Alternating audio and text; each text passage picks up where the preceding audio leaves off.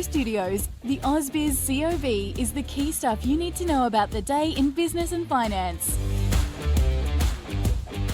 Hi there, welcome to the COB on this Thursday afternoon. I'm Nadine Blaney, the 13th of August. Nice to be here with you. Let's take a look at this local market to see how we finished up this session.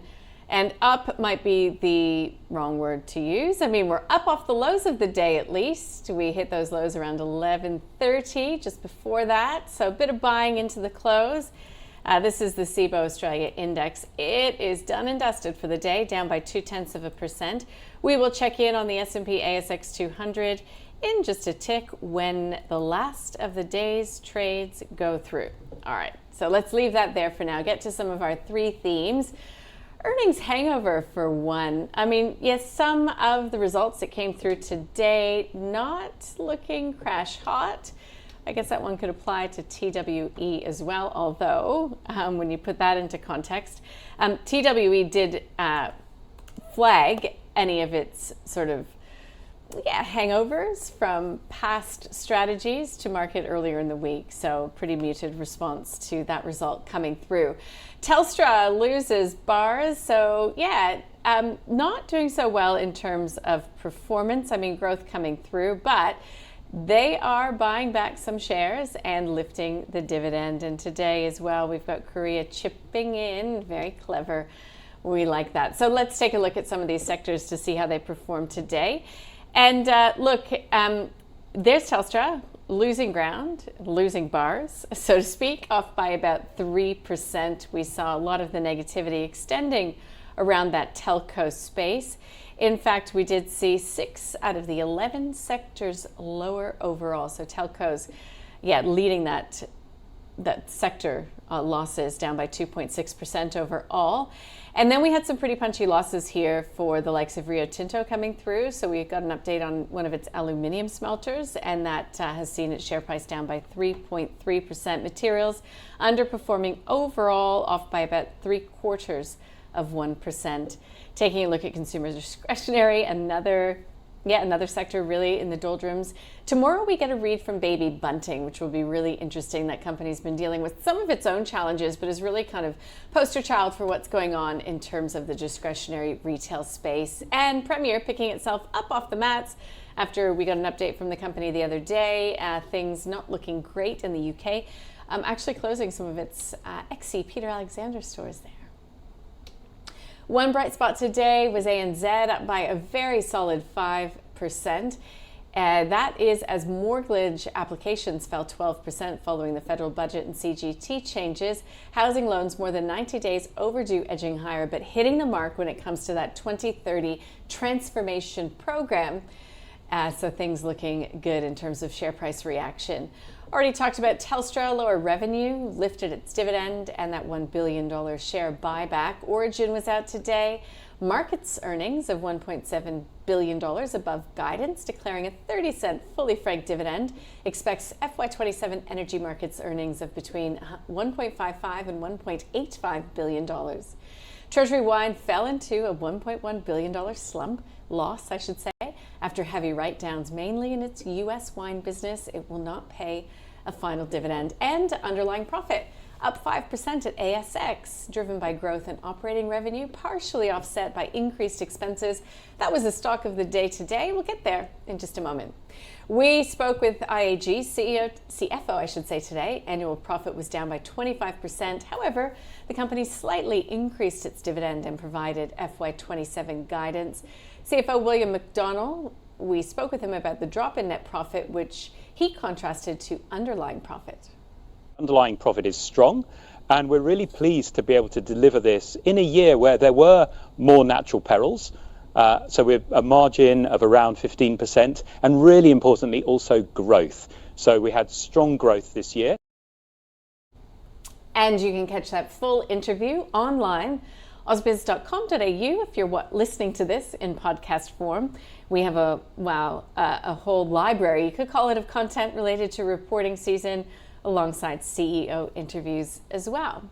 Let's welcome to the COB Jimmy Jang, who's joining us from GBA Capital.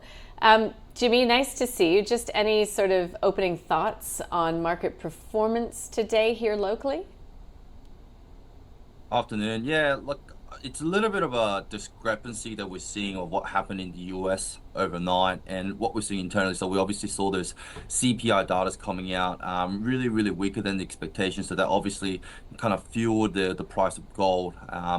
It's just something the market's been pricing in, and obviously the data we saw yesterday in the US really kind of spiked that down. So gold's just slightly down today, roughly hovering around that 4,399 US dollars an ounce. But we are kind of seeing that as a bit of a more digestion after that strong run that we saw over the past 7 to 10 days. And yeah, like I said, it's in line with that CPI data in the US that really kind of easing that Fed hike concern and fears, and that's obviously one of the reasons why the gold has been going strong run. So contrary to that, we saw some of the obviously miners pulling back today in some financials, obviously something we'll touch on later in the session. But it's a little bit of a confusing market for people because obviously with what happened in the US, we thought we're going to have a very strong open today, but obviously it hasn't been such a strong session, so it's a little bit confusing for us at the moment.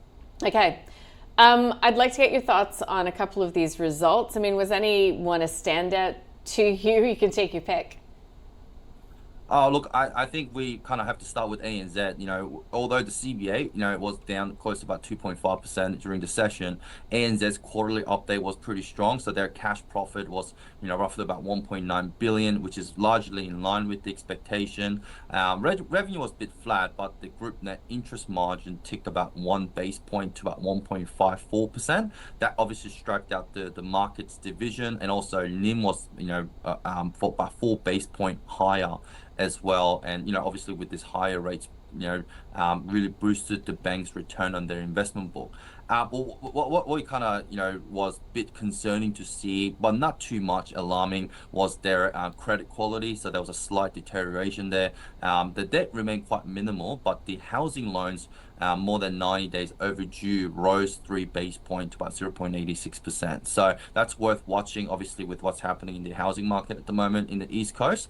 And obviously those property tax changes has been impacted by the ANZ. They did flag that the mortgage application have declined to about 12% since that budget property tax changes as well. So that's also another meaningful drop that we saw from the report today.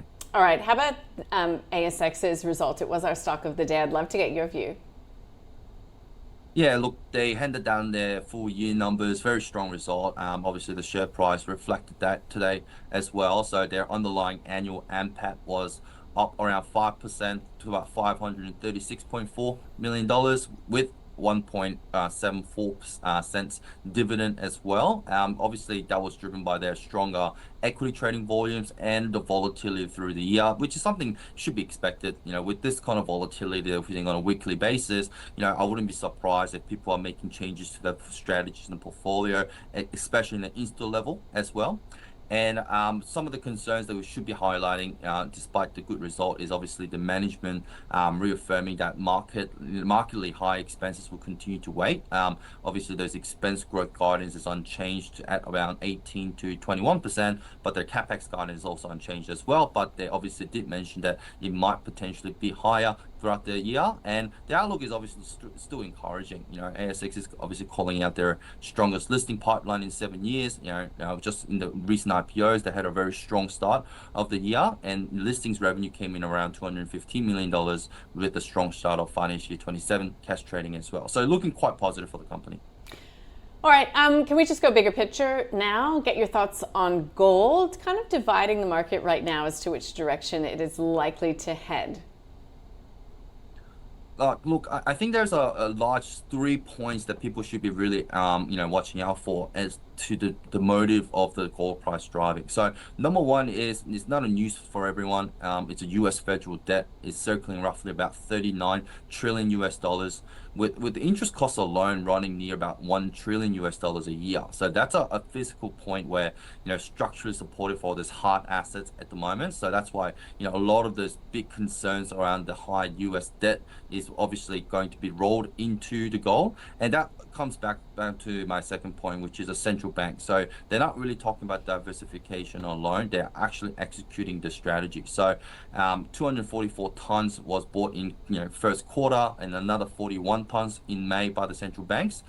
which is their biggest monthly ad since November. China is also on a 20-month consecutive buying streak as well. So looking at all this, we're looking at a very strong, central bank's motive in stacking up their gold, and that could, is actually going to flow into the gold price as well. So looking pretty promising for the gold. Now, maybe I could get company specific with you, because I know that you do pay attention to some, junior explorers, those that are in the early stages in the metals and mining space. I think you've brought one to us, Brazilian rare earths. Why? Well, at the moment, if you're kind of following what's happening in the US is very quickly moving into, expansion of their support and funding to the rare earth, obviously to combat the dominance that the US as of China is presenting. And one of the big names that we saw today with the result was Brazilian rare earth. As you can see on the screen, it's a generally standout numbers. Their first quarter integrated heavy rare earth dominance projects NPV of roughly about $7.9 billion. They got 89% IRR and on a capex of $969 million as well. So one of the main things that investors watched out for today in their result was the grade. So their deposit came in around 11.3% trio mineral resource grade. So compare that to Lynas Mount Weld project, for example, which is about 4.1%. It obviously shows how strong the grade it really was. So that's obviously one of the reasons why the market really complemented the stock today. And obviously those lower capex entry point for the investors is something looking out for, because money's not cheap nowadays. It's only going to get probably more expensive. So there's strong cash concentrate and their low capex is also another thing that the market really likes. So Brazilian is something that I've been really eyeing for, advocating on there. So it's something that people should be watching out for even more now. Yeah, right. Well, thank you for that, Jimmy. You brought us a little bit of everything today. Really appreciate your time from GBA Capital. All right, well, I did mention that the stock of the day was the ASX. I sat down with Mark Gardner from MPC Markets and Henry Jennings from Markets Today.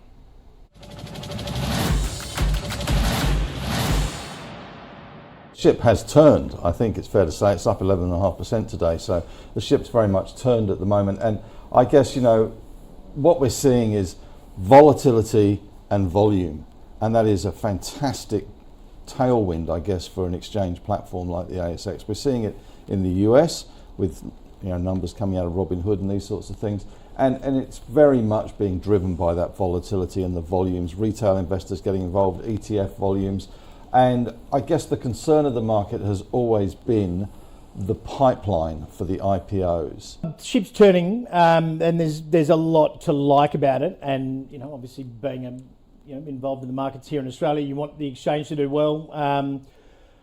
But I mean, look, we're still markedly behind the rest of the world in just about everything, from settlements to IPOs to all sorts of technology, etc. I mean, for me to give this a buy, we would have to see significant improvement, that culture change come through.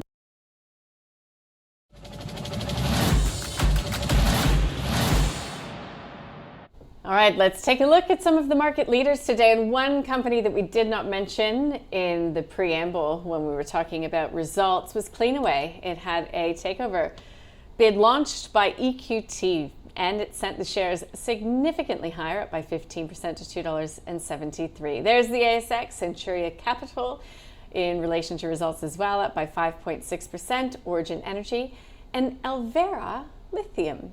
Let's take a look at some of those that didn't perform today. Alcoa Australia, in the wake of its results, down by 5%. That was yesterday. Today, Homeco Daily Needs REIT down by 6%. That also featured on today's edition of The Call. If you'd like to have a listen to that, you can find it where you get your podcasts, as they say, or you can watch it online at ausbiz.com.au. 4D Medical shedding close to 6% to $3.90 per share. Small to mid-cap space, Calvo Rewards. Yeah, clearly an announcement there. I don't know what about. I will admit we're focused on a lot of these big companies reporting. It's up by 40% though, so good on you if you're a shareholder. High Pages up by 6.62%. Those that are underperformers, Ioneer, Pilbara Gold, Metallium, Narada, and Southern Palladium. So what's happening overnight? Well, we get the PPI following on from yesterday's consumer price inflation report in the US, which did calm fears of the need for an immediate rate hike coming through. I had a great chat with Stephen Miller from GSFM saying, yeah, it caught everybody off guard, just how muted, considering the war in Iran and also the tariff situation, that inflation is so under control in the United States. Quite a different prospect than here. And he pointed to, guess what? Drum roll, productivity. Great interview with Stephen Miller if you'd like to go check it out online. We also get the weekly initial jobless claims, which will be interesting in the wake of the non-farm payroll data that came through last week. Earnings, big ones, coming from QBE. We also have baby bunting, and I'm interested in that one because, of course, the consumer has been a real sort of sore point in this earnings season, at least so far. So the S&P ASX 200 lower today, down by about 0.2%. Bottom performing stock Alcoa, Austal, index has lost about 0.9% over the past 5 days. Still, though, about 1% below its 52-week high, 9,190, the final figure for the S&P ASX 200 today. Well, that is it for me. That's it for us today, at least live. There's plenty more online that you can check out and catch up with. Plenty of CEO insights from the past few days. Otherwise, we'll see you when we're live again tomorrow, 9:45 a.m.